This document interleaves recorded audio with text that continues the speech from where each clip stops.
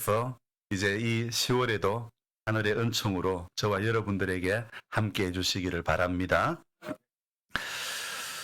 사사기 14장 14절 말씀에 이런 말씀이 있습니다. 삼손이 그들에게 이르되 먹는 자에게서 먹는 것이 나오고 강한 자에게서 단 것이 나왔느니라. 이렇게 삼손이 수수께끼를 내죠. 그죠? 그게 뭐죠? 꿀 이야기하지 않습니까? 그 수수께끼를 사흘이 되도록 사람들은 풀지 못했다고 이야기를 하고 있죠. 제가 오늘 수수께끼를 하나 내볼게요. 빨간색 7개를 떼고 보니 또 빨간색 7개가 나오는데 실은 8개여라. 이게 뭘까요? 빨간색 7개를 떼고 나니 또 빨간색 7개여라. 그러나 실은 8개여라. 아마 모르실 것 같아요. 지난 9월의 달력이 빨간색이 7개였습니다. 올해 이번 10월도 빨간색이 7개인데 실은 8개여라. 왜요? 내일이 대체 휴일이기 때문에. 그죠? 그래서 실은 8개인 셈이죠. 네. 별거 아닌데 여러분들이 웃으시네. 제가 갑자기 당황스럽네요. 여러분, 추석 명절 다 잘 쉬었습니까? 고집산 잘 다녀오셨어요? 네. 본집사님 좀 몸은 어떻습니까? 네, 감사합니다. 몸도 마음도 연약하지만은 하나님의 은혜를 받으면 내가 알 수 없는 힘이 나오게 될 줄로 믿습니다. 어제까지 또 돌아오지 못하신 분 또 오늘도 또 이렇게 돌아오는 여정 가운데 함께 해주시고 또 반대로 삶의 터전으로 돌아가셔야 될 분들은 또 하나님의 은혜 가운데 제자리로 안전하게 돌아갈 수 있기를 기도합니다. 이제 꿈틀거리던 계절들은 점점 끝이 나가는 것 같고 움츠려드는 계절이 다가왔다. 이런 느낌이 드는 거예요. 벌써 달력이 3장밖에 남지 않았어요. 마지막 달력을 떼기까지 우리 안에 아쉬움과 후회의 마음이 생기지 않도록 주어진 삶의 시간에 충실을 다해야 되겠다는 그렇게 다짐이 생겨지는 오늘 새벽이었습니다. 이것이 3장 남은 달력이 주는 오늘 새벽에 제안해 주는 메시지였던 것이죠. 어떤 사람에게는 달력 1장 떨어져 나가는 것이 아무것도 아닌 사람도 있겠지만 그러나 삶의 의미를 중요시하고 사명의 길 앞에 서 있는 사람은 달력 1장 1장은 어떤 의미가 있냐면 나중에 주인이 돌아와서 결산할 때를 생각나게 하는 것이 아닐까요? 엊그제 지인 목사님이 보내주신 글에 청함을 받은 자는 많되 택함을 입은 자는 적으니라. 이 메시지를 저는 보는 순간에 갑자기 찌릿했어요. 마치 220V 전기를 손으로 만지는 것과 같은 찌릿한 그런 느낌을 경험했는데요. 정말 그 구절에 청함을 받은 자는 많지만은 그러나 택함을 받은 자는 적다는 것. 저와 여러분들이 오늘 택함을 받은 그런 성도들이 되어야 될 줄로 믿습니다. 오늘 또 새벽에 제가 본당에 와서 마지막 이 9월에 이제 끝이 나고 9월 달력을 1장을 떼면서 제 안에 생각나는 것이 어떤 마음이 생각났냐면 마태복음 25장의 이야기가 생각이 나는 거예요. 주인이 돌아와서 하는 말이 얼마 남았느냐? 셈을 한번 해보자 그런 거예요. 셈을 한번 해보자. 얼마 남았느냐? 자, 그 주인의 칭찬이 그래서 주인은 셈을 다 하고는 달란트를 남긴 종에게는 착하고 충성된 종아라고 칭찬을 하셨던 것이고, 그리고 그 주인의 칭찬의 뜻은 주인이 맡긴 대로 아꼈다는 것입니다. 여러분, 주인이 맡긴 대로 아낄 수 있는 그런 우리들이 되어져야 될 줄로 믿습니다. 주인이 보든지 안 보든지 진실한 마음으로 선한 마음을 가지고 선용을 했다는 그런 뜻이 되겠죠. 주님이 부탁하신 말씀 그대로 순종하고 그대로 믿고 행한 것이 되겠죠. 결국 그는 주인께 어떤 말을 듣습니까? 내 주인의 즐거움에 참여할지니라. 주인이 그런 이야기 하지 않습니까? 여러분, 우리 모두는 주인의 즐거움에 참여하는 자가 되어져야 될 줄로 믿습니다. 언제요? 예수께서 부르실 때에 우리는 그 주님의 날에 혼인잔치에 그 주인의 즐거움에 모두가 참여하는 은혜가 있기를 소망합니다. 청함을 받은 자는 많은데 택함을 안 받은 자가 되면 안 되는 것입니다. 그날까지 우리는 끊임없이 하나님 앞에 주인의 즐거움에 참여하는 자가 되기를 사모하면서 오늘도 믿음 지키며 가야 될 줄로 믿습니다. 오늘이 바로 이제 10월 1일이죠. 이 주일의 예배 가운데서도 주인의 즐거움에 참여하고자 하는 그런 마음들이 우리 안에 있어야 되는 것입니다. 모두가 아멘으로 화답해 주신 줄로 믿습니다. 그래서 주인의 즐거움에 참여한 자가 되기 위해서는 어떻게 해야 될까요? 저는 무엇보다도 주인의 즐거움에 참여하는 자가 되기 위한 인생이라면 무엇보다도 긴장감을 놓쳐서는 안 된다는 생각을 해봅니다. 새장남은 달력이 주는 메시지가 각자가 다 다르겠지만은 제게는 이런 생각이 드는 거예요. 어라? 결산할 때가 다가오네. 결산할 때가 다가오네. 이런 생각이 드는 거예요. 그러나 여러분, 물론 말씀 들을 때에, 예배 드릴 때에 각자가 느끼는 메시지는 다 다릅니다. 그러나 다 다른 메시지로 들어도 결국에 우리가 들어야 할 메시지는 한 메시지로 들어야 된다고 생각되어집니다. 자, 우리네 인생 앞에 필연적으로 다가오는 미래의 사건은 바로 우리 예수님의 이 재림과 종말 아니겠습니까? 우리 저 뒤에 있는 며느리가 그 카톡에 보니까 예수님 곧 오십니다. 표사에다가 프로필 그 밑에 글자에다가 예수님 곧 오십니다. 이걸 적어놨더라고요. 정말 예수님 뭐 웃으십니까? 안 오실 것처럼 예수님 곧 오십니다 하면 아멘 해야지요. 예수님 곧 오십니다. 아멘. 맞습니다. 예수님 곧 오신다는 그 신앙, 마라나타의 신앙을 가지고 살아가야 복이 있는 성도인 줄로 믿습니다. 그래서 우리 앞에 필연적으로 다가오는 미래의 사건은 예수님의 재림과 종말이라는 것입니다. 예수님의 재림과 심판에 관해서 성경은요, 무려 1518번이나 이야기를 하고 있습니다. 예수님의 재림과 종말, 이 심판에 대해서 1500번을 넘게 성경은 이야기하고 있는 것이죠. 예수님께서 십자가에 못 박히시기 전에, 지금 말이 또 안 되는데, 지금 그 방송도요, 사실 우리 방송으로 예배에 동참하시는 분들은 지금 음이 많이 좀 찌그러져요. 이걸 제가 좀 손본다고 했는데 더 찌그러뜨려가지고 참 어려운 가운데 있는데 조금만 양해를 구합니다. 제가 오늘 또 이 말씀이 좀 잘 안 되지만은 그래도 하나님의 은혜를 구합니다. 우리 예수님께서 십자가에 못 박히시기 전날에도 마지막 하셨던 말씀이 내가 아버지 나라에 먼저 가서 너희 있을 곳을 예비하고 다시 와서 너희를 데리고 가겠다. 이 약속을 해주셨죠. 여러분, 우리가 예수를 믿는다는 게 뭡니까? 예수를 믿는다는 게 권사님 뭡니까? 맨날 내만 시키냐고. 원래 권사님은 이거 답변하는 게 권사님이에요. 예수를 믿는다는 게 뭐냐고요? 힘이고요. 네. 능력이고요. 새벽기도 나오는 게 예수 믿는 건가요? 나오십니까? 자, 성경 들고 주일 예배 나오면 예수 믿는 겁니까? 밥 먹기 전에 식사 기도하면 예수 믿는 겁니까? 이런 것들은요, 예수 믿는 사람들이 당연히 하는 일상의 이야기들이죠. 진짜 예수 믿는다는 것은 무엇일까요? 진짜 예수 믿는다는 것은요, 이 중요한 말씀입니다. 눈을 뜨시기 바랍니다. 예수를 믿는다는 것은 바로 그분의 말씀, 그분의 약속을 믿는 것을 두고 예수 믿는다. 이렇게 말씀드리는 거예요. 뭐라고요? 예수 믿는다는 것은 그분의 약속을 믿는다는 거예요. 그분의 말씀을 믿는다는 거예요. 아유, 그분이 예수 오빠 참 잘생겼어.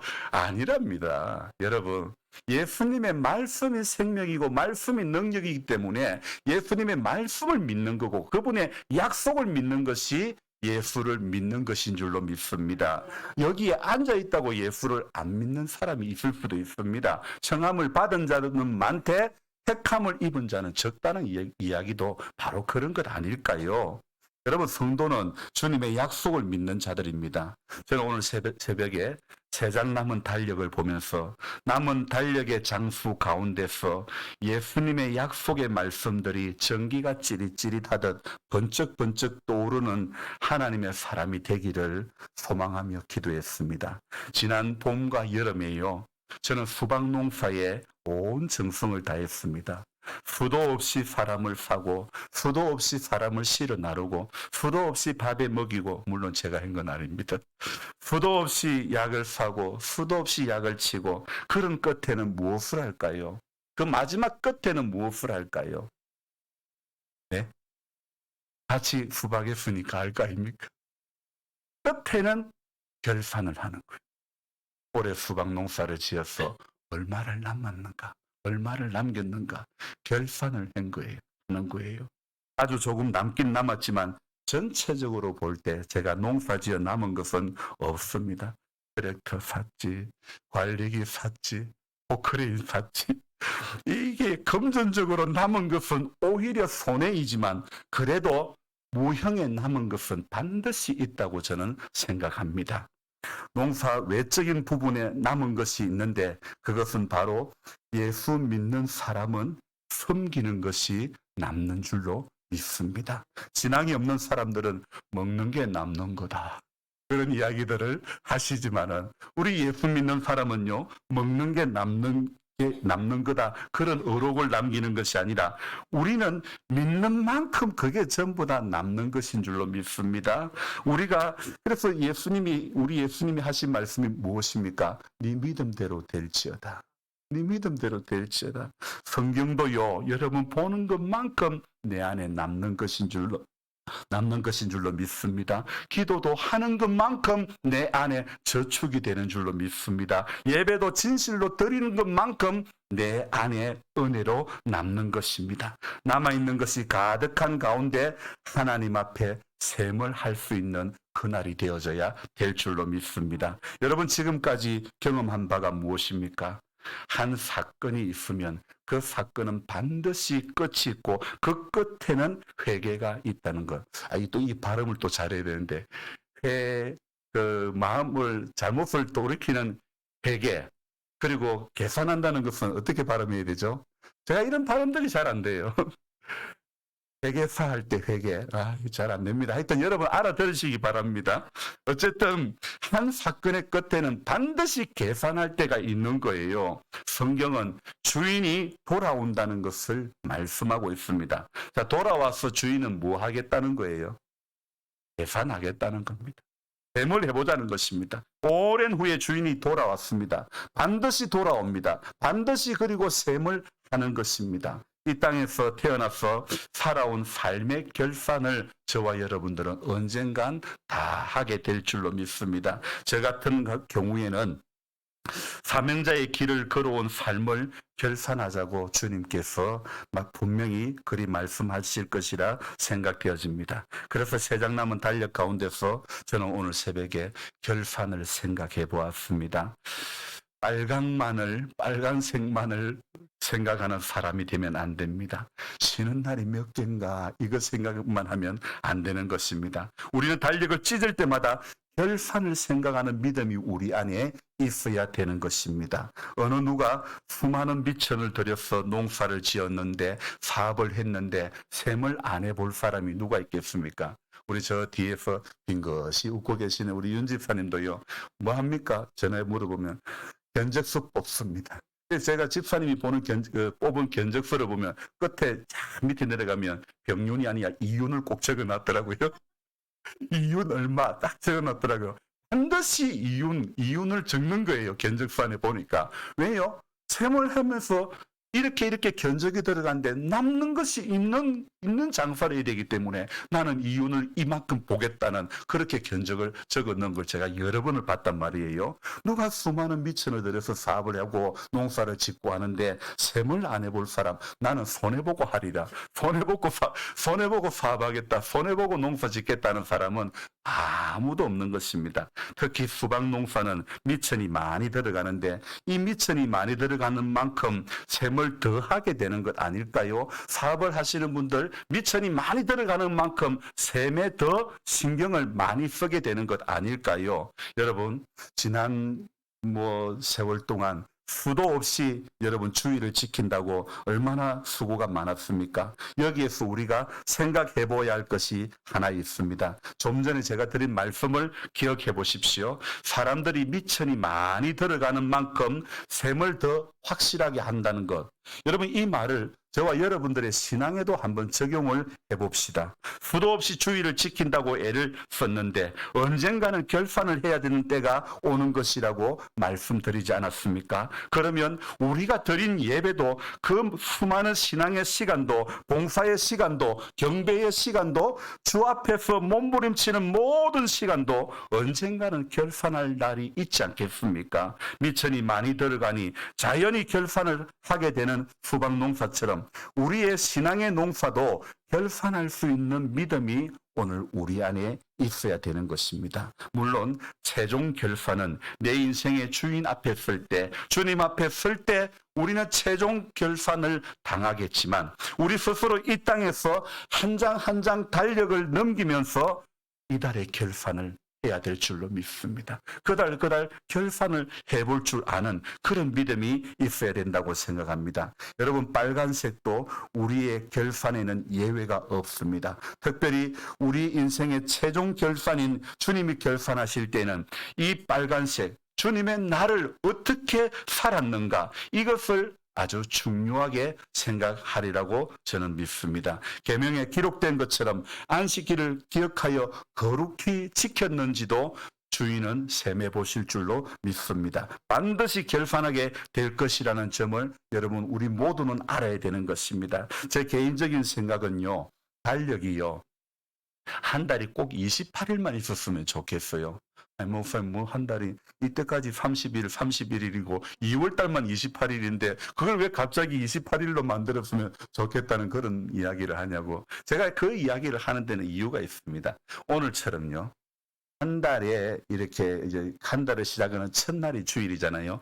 28일이 되어 있다면 첫날을 주일로 해가지고 28일로 끝나고 나면 다시 1일이 주일이 또 되는 거예요. 그래서 매번 주일마다, 아니 이게 어떤 달은 길고 어떤 달은 짧고 그러니까네, 이게 주일인지 뭔 날인지 가물가물한 거예요. 그래서 매번 시작하는 첫날이 주일이 되고 그랬으면 좋을 것 같아요. 그런 의미에서 한 달이 28일이면 좋겠다, 이런 생각을 오늘 새벽에 해보았던 것이죠.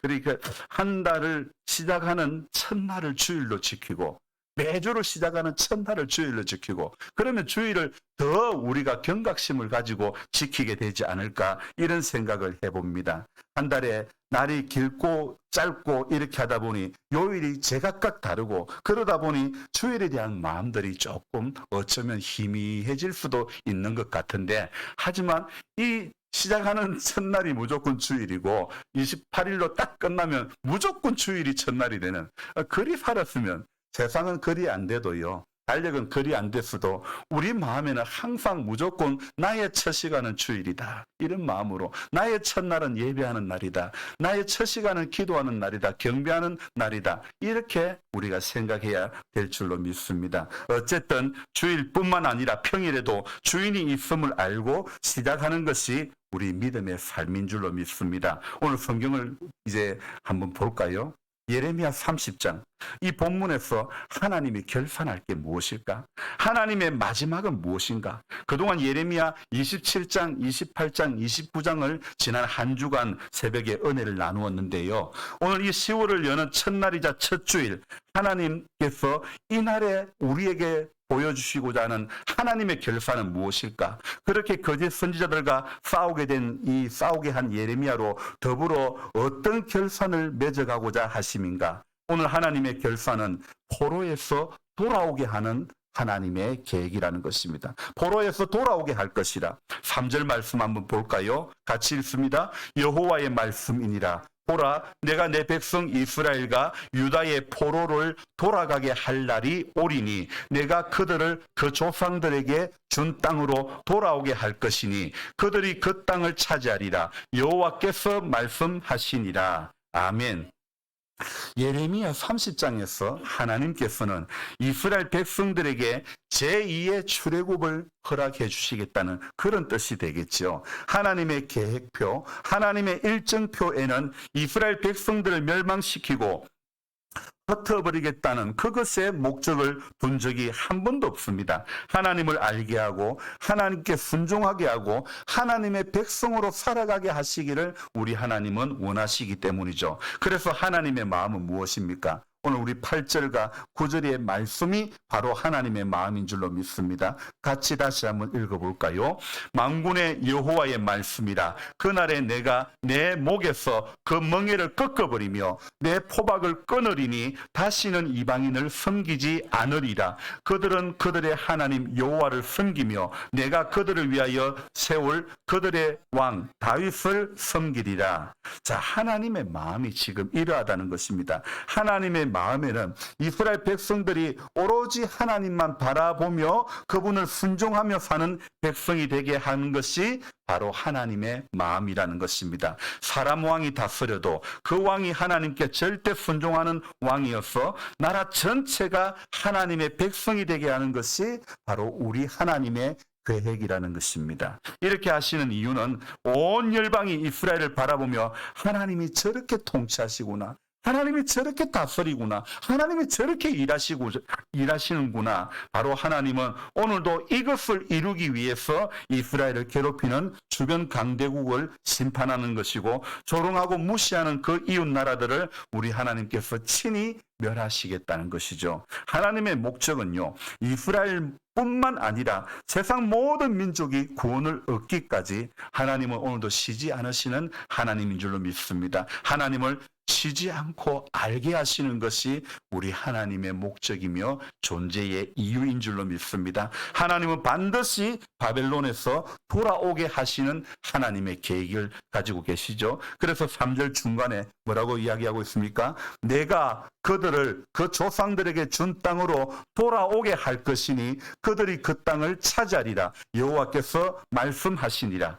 바벨론으로 끌려가는 것이 목적이 아니고, 끌려간 것이 목적이 아니고 돌아오게 하는 것이 하나님의 목적이라는 것입니다. 약속이 이루어지는 과정에는 바벨론이 아니라 땅끝에 갈 수도 있는 것입니다. 하지만 하나님의 때에는 반드시 약속하신 땅으로 돌아오게 하시겠다는 것이 하나님의 말씀이고 약속이죠. 그래서 왜요? 왜 그렇게 하겠다는 것입니까?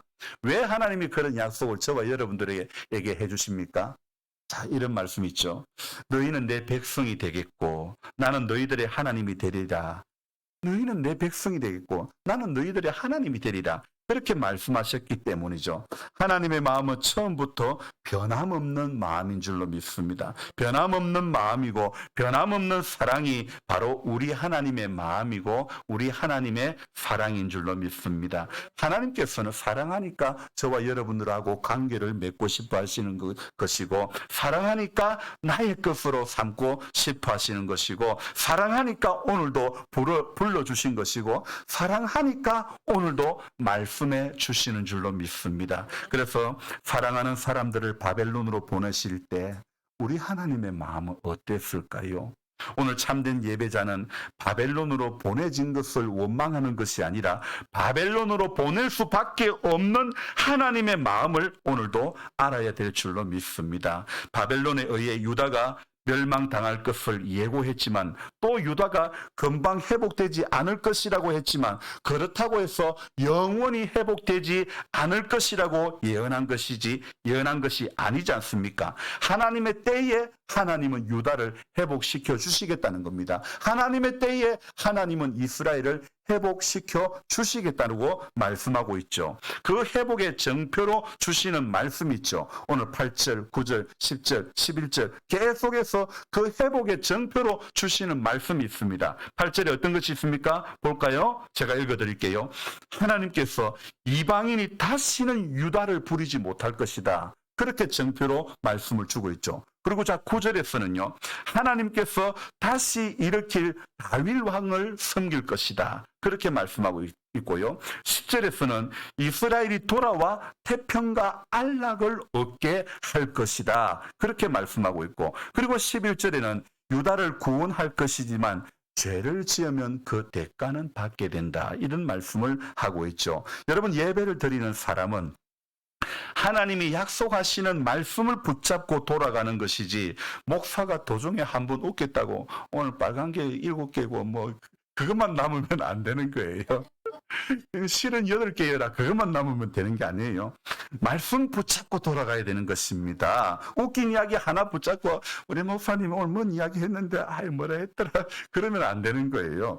왜 70년의 세월이 필요했을까? 왜 70년 동안 포로 생활을 하면서 하나님께서는 무엇을 깨닫게 하려고 하신 것일까?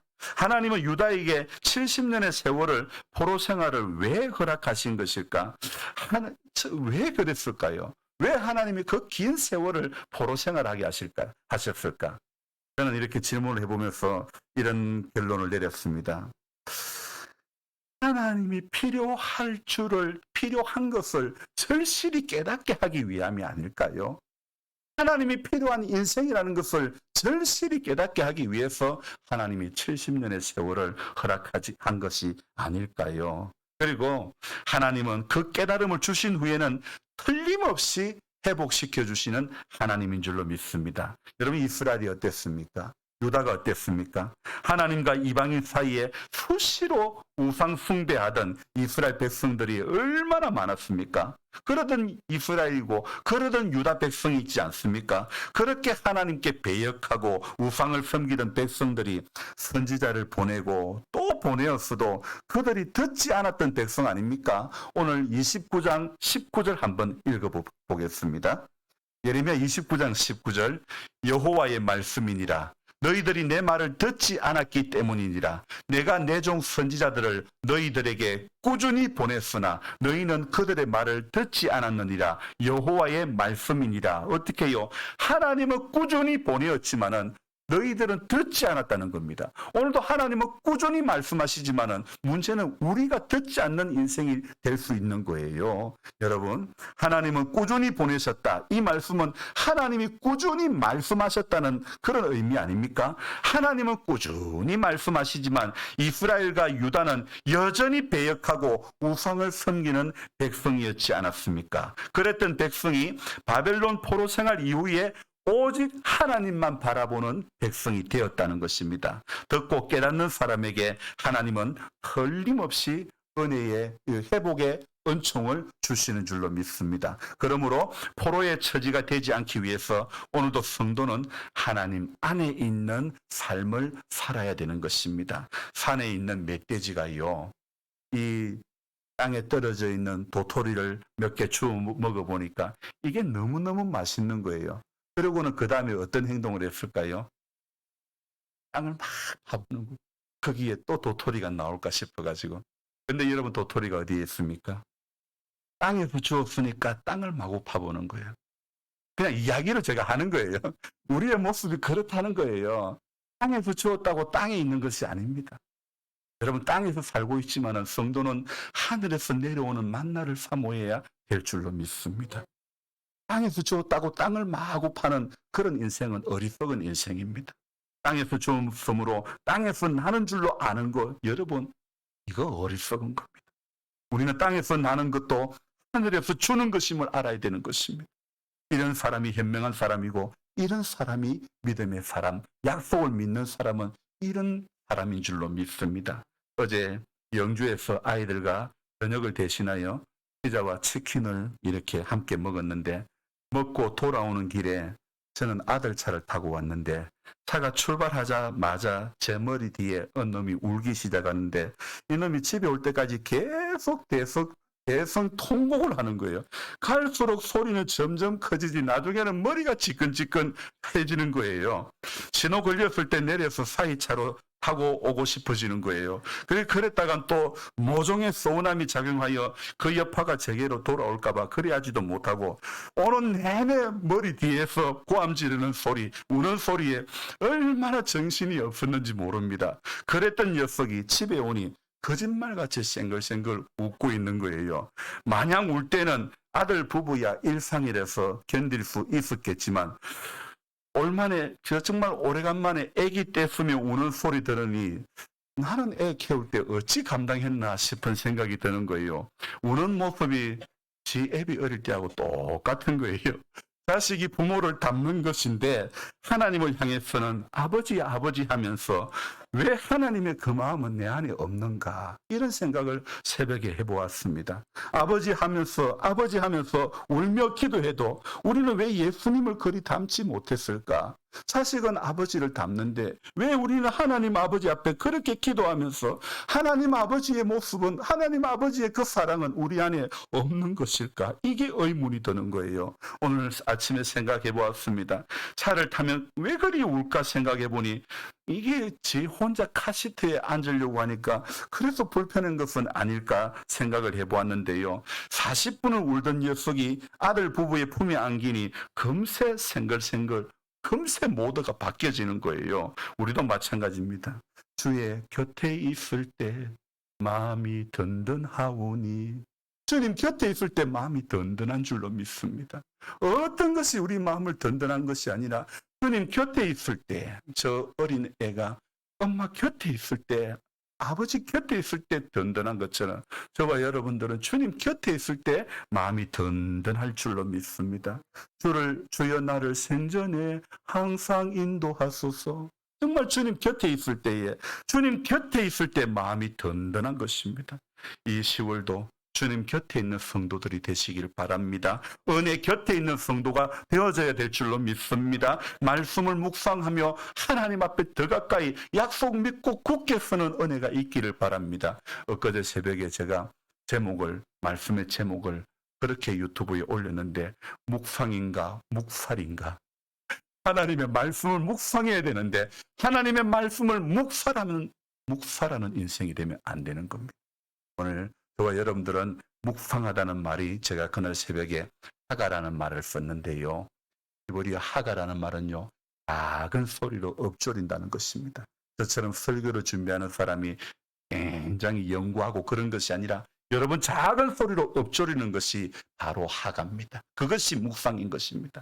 그래서 하나님 앞에 정말 이 10월을 살면서 남은 달력 하나 떼기 정말 아쉽다 이래 말하기 전에 하나님 앞에 한 장 한 장 넘기는 그 순간까지 하나님 이달도 말씀을 주시고 이달도 은혜를 주십시오. 그래서 내일 우리가 월상 예배를 또 드리는 거예요. 하나님 앞에 작정을 하고 내가 기도하리다. 다시 하나님 내가 주의 곁에 있기를 원합니다.